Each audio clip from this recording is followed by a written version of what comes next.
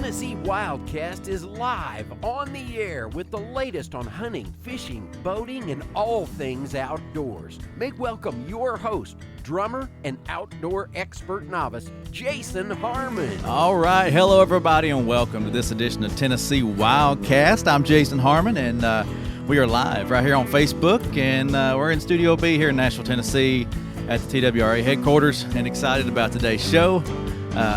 If you can see behind me, I've got a bobcat, a turkey, and then some more wildlife. We've done a little studio update. Some nice additions here.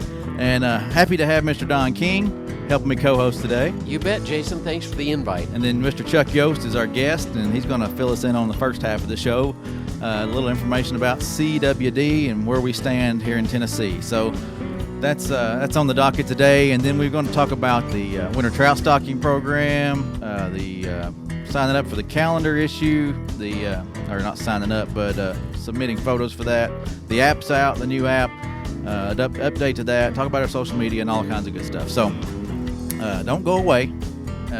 Thanks for watching on Facebook. But first, I wanted to mention some of our radio stations. We've been adding folks to our radio partners. Yeah, you bet. We've got, of course, our flagship. We'll call them our flagship for up to now. We really appreciate WZYX. The Eagle, they were the first to come on board and start broadcasting this program, and we really appreciate them. 1440 AM, 94.5, and 95.3, and they're out of Cowan. Yeah, and all these stations, we're going to mention them all, but all of them, I think they air the show mostly on Saturdays, and if they don't air this full show, they air our extras that you can listen to during the week. That's right. But WJJM, Power 94, that's on 94.3, and that's in Lewisburg. And WSM 650. Yeah, right here in Nashville, Tennessee. That's right, and Saturday mornings as well. Mm-hmm.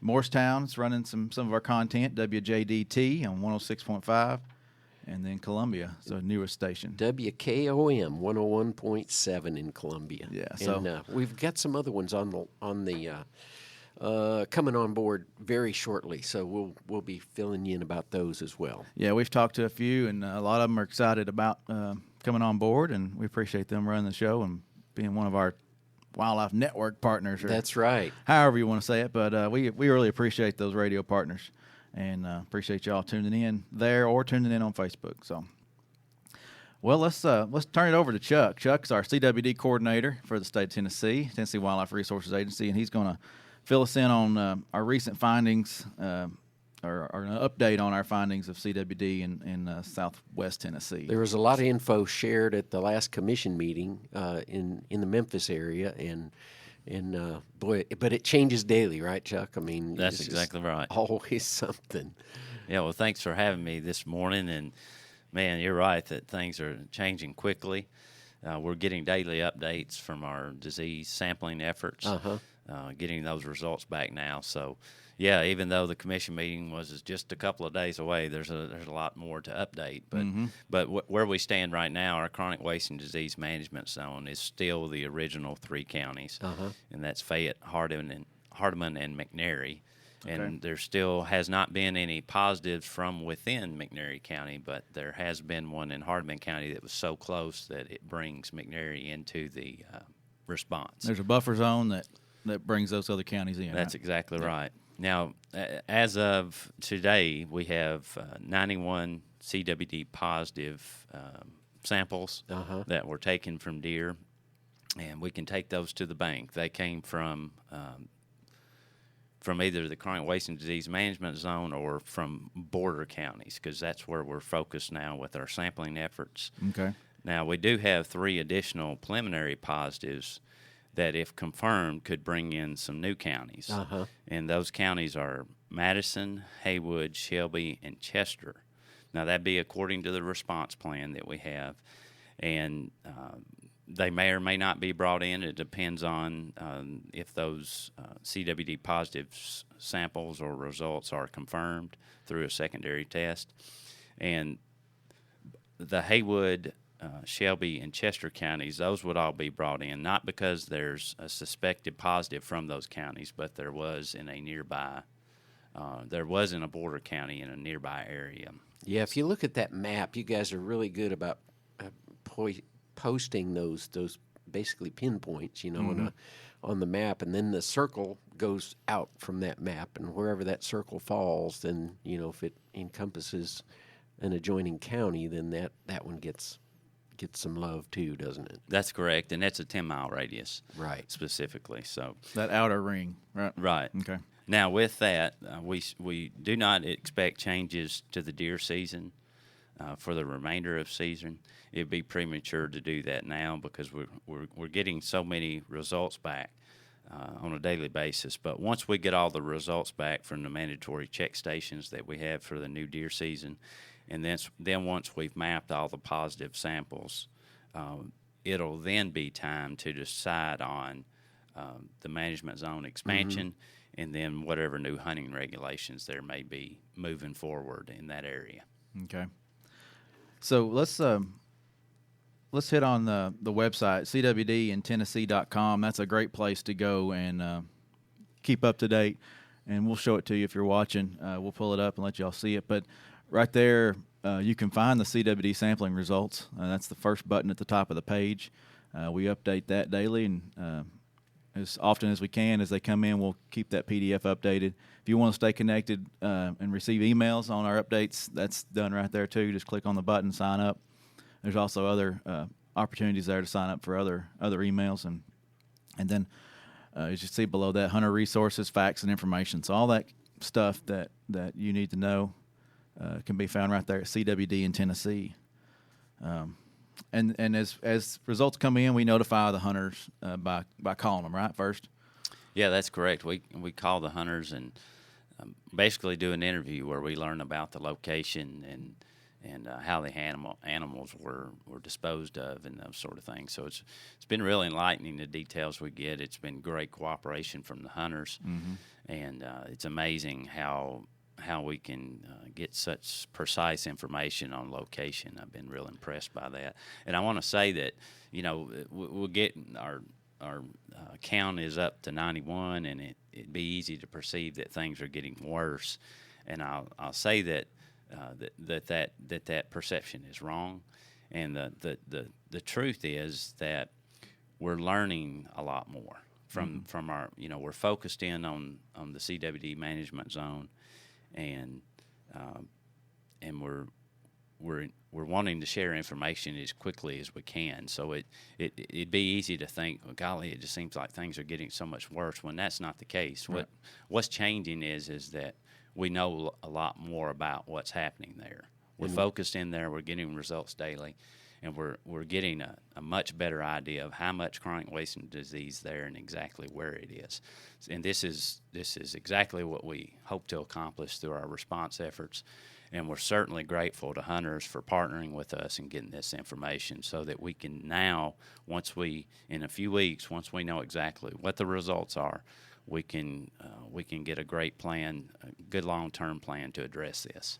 And you want these hunters to keep hunting. We got through January 31st. They're allowed one buck during this time, mm-hmm. additional to their two that they were allowed earlier in the season. Unlimited amounts of doe. If they want to kill as many does as they can, that's okay. But we got freezer drop-offs, correct? They can drop off heads, and then the weekend check stations, correct?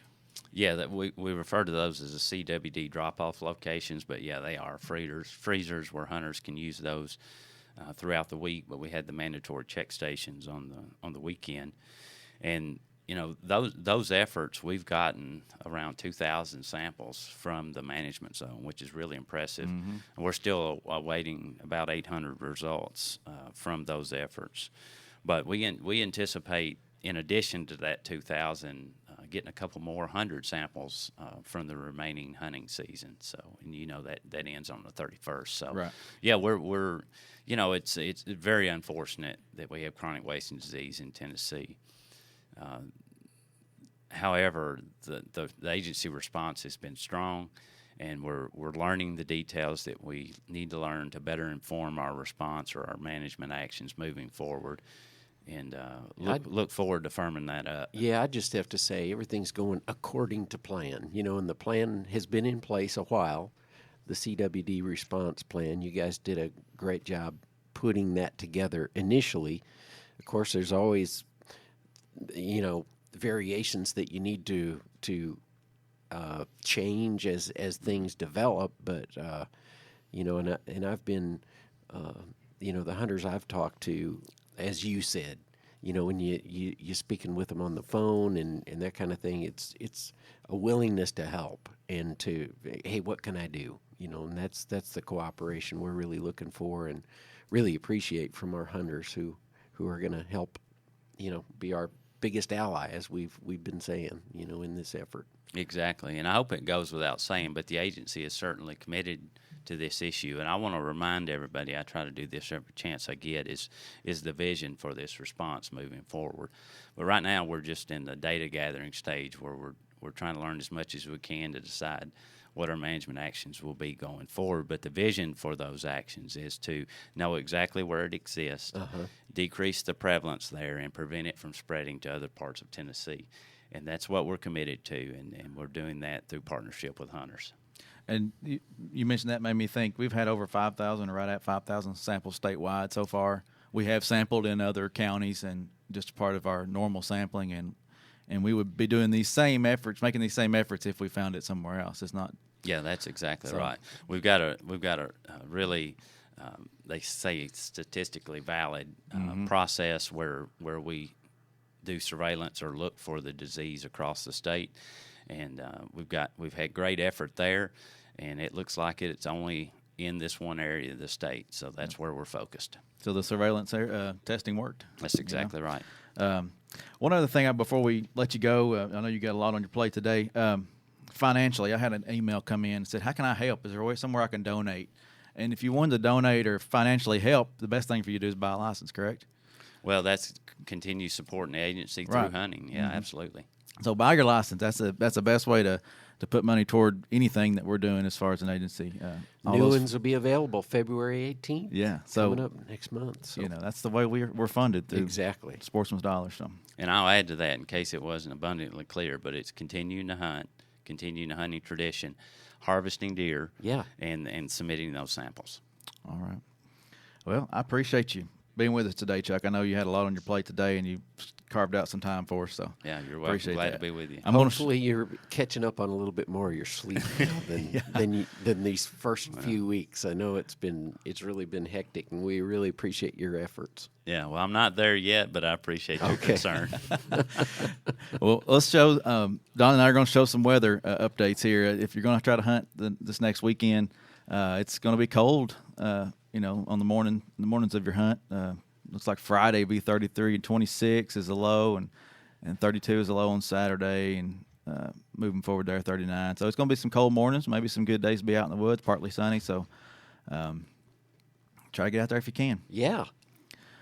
All right. Well, that wraps up that. Let's move on to the winter trout stocking efforts. That's ongoing, and we've been doing that most of the winter here, and excited about those opportunities. I'm going to pull up on the website real quick the PDF that's on our website. It's an easy way to find those locations and actually get right on top of them. And if you're just listening, there's a pane you can click on right on the front page of our website that'll take you right to that winter trout stocking list. So you can see right where they're going to come and deliver those fish. Yeah, tnwildlife.org. Is our website, and as you see, January, we're about to wrap up January stockings. There's a few more in Middle Tennessee in the Region 2 area. You've got Lafayette City Park and Macon County, Percy Priest Tailwaters in Davidson, the West Fork of the Stones, Stones River, that's in Rutherford County, Sulphur Creek, Stonebridge Park, and Billy Dunlap Park. So a lot of opportunities coming up in the next week or so as far as winter trout stockings, and these run through February or March, actually. Yeah, that's great. So you can keep chasing those trout. I know Brandon Simcox up in our fisheries division would be excited if you can get out there and catch a few. Yeah. He puts a lot of work into this and a lot of work into this PDF and keeps it updated for you. And there's been times we've had to make some adjustments and move some and reschedule some, but weather permitting and that kind of stuff. So just keep an eye on this list at twildlife.org. This gives folks a chance to catch some trout that maybe wouldn't have the opportunity. Don't have to travel too far. Right. Hopefully there's a spot close to you where you live, and you can go. And we encourage everybody to keep what they catch, too. Take it home and make good use of it. Make a couple of meals out of it, and the limit is 7 a day, right? Mm-hmm. I think so. Yep. Yep. So, make good use of it, and I think there's some bonus fish in amongst all the stocking that gets done too. So there's some big fish out there to be caught. Big ones, and I think they even sneak some albinos in every now and again. So it's some kind of trophy fishes. All right, and then something exciting is coming up. If you want to be a part of our magazine and our calendar, there's a contest you can enter. Yeah, I just happened to bring in a copy of the latest Tennessee Wildlife Calendar, and I know if you're just listening, you might have a copy of this on your desk at home or at work or hanging on the wall. But every year we put together this 12-month calendar. And ours starts in August, so you kind of get a jump on the year. But as Jason said, if you would like to contribute a photo that we could consider for 1 month of the calendar, we would love to hear from you. Austin Bornheim is our new graphic artist and magazine editor, and he's doing a great job gathering all these together. And we form a committee. And then we get together and sit around a table and we look at all the photos that have been submitted. Mm-hmm. And not necessarily, we don't know who submitted what. So it's very fair. Yeah, we're just looking at the content. Go by the quality of the photo. Go over some of the specs there, Jason, that we've got. It's real easy to submit your photos. They got to be in by March 20th, 2019. And you mail them to us at calendar, Tennessee Wildlife Calendar issue, P.O. Box 40747 in Nashville, 37204 is the zip. But that's how you get it to us. But the photos are going to be make sure they're horizontal. They want them to be horizontal to fit on the calendar real nice. And there'll be a JPEG format, and just submit those on a CD. Make sure they're 8.5 by 11 at least, and at least 300 pixels per inch. And include your name, your address, and your phone number, and an email address with the disc. So we'll have that info, but the disc will not be returned. So make sure you make an extra copy if it's your only copy. Right. And the selected photographers will get what, Don? $60. $60. So it's a pretty nice little reward to plus be selected. All the bragging rights. Yeah. Some of the photographers that have gone on to big and really big things started out by submitting stuff to our magazine for the calendar and other things. So we're always looking for great shots of wildlife. So even if what you submit does not get selected for the calendar, we would encourage you to keep doing it because we, as I mentioned, Austin, keeps up with this, and we would love to have some good photos on file so we can grab them for the web, for other print that we have opportunities for our magazine other than the calendar. So feel free to share photos with us, and we love to get them. And if you want to jump on the game, it might be a good opportunity to get some fishing photos or some fish. That might get you closer to a lot of times in our committee get-togethers. Yeah, we look and say, oh man, we don't have any, and fish are tough to photograph. Without underwater gear or whatever, if you get a fish jumping or, we're looking for fishing activity too. So, fishing from a boat or fishing from a bank, those are always in high demand. I'd like to challenge the folks listening and watching to if they've got underwater gear and they like to do that kind of thing, take some pictures and submit them. Oh man, yeah. I would love to see a good underwater shot in the calendar this year. That would be good. That would be cool. So, an underwater of a fish. No. All right. Well, let's move on, and if you get a chance, submit some photos. That'd be awesome. TWRA on the go version 3.0 is out in the App Store, iTunes App Store, and Google Play. Yeah. If you're an Android user. So that is cool. we've got a lot of updated features to it, and we're pretty excited about it. And I'll read off some of these if you're listening. If you're watching, you can probably see them on the screen, but hunters can now report their harvest without even being connected to cell service. You don't have to have cell service now to report your deer and your turkey and your big game animals. That's a really neat update. So you're out in the field and you're away from cell service, and you can still do it like you said, Jason. And then once you come into coverage, it automatically updates it, right? Right. Yeah, it submits it for you. It generates you a confirmation number, and you've got that number, but once you hit cell service, it'll send that up into the system and it'll be recorded. But it's a pretty neat feature to generate a confirmation number before hitting cell service. So don't worry about in the remote areas, you're good to go. So, and you can store your license on your phone now. That wasn't an option in the last version. You could definitely print it out or take a picture and keep it on your phone. Screenshot, yeah. But now they're synced up. That's can good. Pull it right up on your phone. That's an awesome feature. Geolocation features and other cool tools are on there now. The sunrise and sunset times have been that's been updated, and that's working better now. And that's based on where you are too. Correct. I mean, it reads exactly where you are on the earth, and then gives you the proper sunrise sunset tables. That's neat. You don't have to. Oh yeah, I need to add an hour to this one or whatever. Mm-hmm. So and all the things you could do in the past: purchase license, find places to hunt, and fish near you. And then you can stay connected to all our social media and that sort of stuff. And I'll flip on over here to the next screen if you're watching. It kind of shows you the home screen, the new home screen, and some of those same features that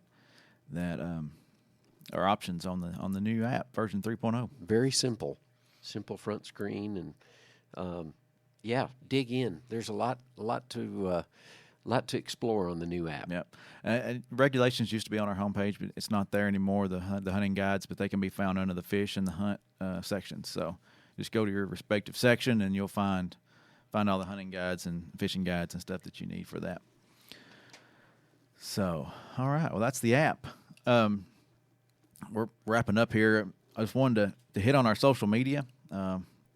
Folks that are watching on Facebook, they get notifications that we go live ever so often, and we're always posting stuff on Facebook, trying to keep y'all up to date on what's going on with everything here at the Tennessee Wildlife Resources Agency. But that's a great way for you to find us, is visit, find the information, the latest information, is visit our social media. We got Facebook, Twitter, and Instagram. So, hey, we've got some things. We're hitting the road with this program coming up. Tell us a little bit about what we've got on the docket. Yeah, we're going to be, if all goes well, next week we're going to be in Chattanooga area shooting a show. We're going to be at the Highland Sportsman's Club. Yeah. Down that area, and we got a Mr. John Torchick. He's going to be our guest, and he's a hunter ed instructor. And he also helps instruct instructors. So he gets the folks trained up and ready to teach our kids and the folks we're going through hunter ed. So that'll be our next show. And Matt Clary will be a part of that show too, right? Matt's a great guy. He's a hunter ed instructor in Region 3 in our Crossville office, and he does great work, and he's a fun guy to be around. He heads up the program. Yeah, he'll be a great co-host for you. He is so funny. He might even bring his guitar. You never know. Yeah, he likes to sing, so he's a fun guy, and we'll have him on next week, and then we're going to be coming to you live from the boat show there in Wilson County. Oh yeah, that'll be a fun one there. Planning on Friday the 1st, I believe it is. And we're going to try to go live from the boat show, and we'll be have our Humphreys County partnership there. They're going to have a booth, and they wanted to have their show from the expo, so that'd be fun. Hey, tell us about the expo there. What they've built, that new building there on the fairgrounds. Yes, there's a brand new convention center there, and right in front of the fairgrounds where all the amusement park and stuff gets set up for the fair, the biggest fair in the state. Right. But it's a great center there, great venue for meetings, for events, for concerts, and all kinds of stuff. So big open room and some other smaller ones that you can utilize. But it's a great location. It should be a great location for this hunting and fishing expo, or fishing and boating expo. And I'm pretty sure this is the second year, if not maybe the third. But so come out and check it out. And you know what? I do remember speaking with Betsy Woods, who heads up our boater education program here. that there will be some boat education classes being held there right on site at the boat show. So okay, cool. So there again, you can go online and look into boating education and sign up for one of those classes. It's pretty neat. They can do the whole class right there and get you certified.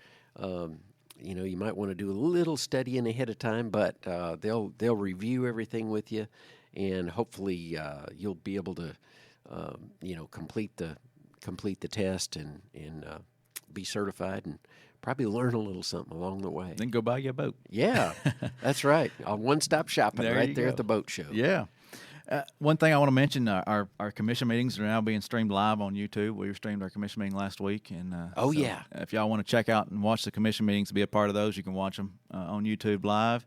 We had a glitch in one of them this past meeting, and that happens when the internet drops and that kind of thing. So we'll fix that, and we'll get the fix up there. And I noticed you won't see any problems. It happened right during a vote. Of all times for it to happen, it skipped a few frames. And okay, well that's the end of the vote. Yeah. So we got to back up, and we fixed that. Actually, we've already fixed it, so it's up there. And in the future, if that happens again, we'll fix that for sure and get it back up there for you. Yeah. So one thing I wanted to mention is. What do you all want to see? What does the listener, what does the viewer want to see on this show? It's a new year. It's 2019, and I'd like to know if y'all would like what y'all would like to learn about, what you'd like to see, and who you'd like for us to interview. And you can let us know by messaging us on social media, or you can comment under this show, and I'll pick up those comments and see what y'all are suggesting, or you can email us at twra.communications@tn.gov. But I'd love to get some input from you, the viewer and the listener, and it'd be cool to see what we can come up with. Yeah, we're wide open. We just want to inspire folks to get out and enjoy what is around us here in Tennessee. It's an awesome state, and we just want other folks to enjoy it. Get outdoors. Yep. So anyway, that wraps it up for today. That's our winter smorgasbord, we titled the show. A lot going on this time of year, and even though it's cold, and there's still a lot happening, so we want to try to keep y'all up to date and keep y'all informed, and that's how we do it right here at Tennessee WildCast. Thanks for watching. Thanks for listening, and we'll see you next time. See you next time. Thanks for tuning in. Stay connected with TWRA by visiting our website at tnwildlife.org. And follow us on Facebook, Twitter, and Instagram. Hey, it's all about Tennessee wildlife. It's what we do. Tennessee WildCast will be on the air again next week. We'll see you then.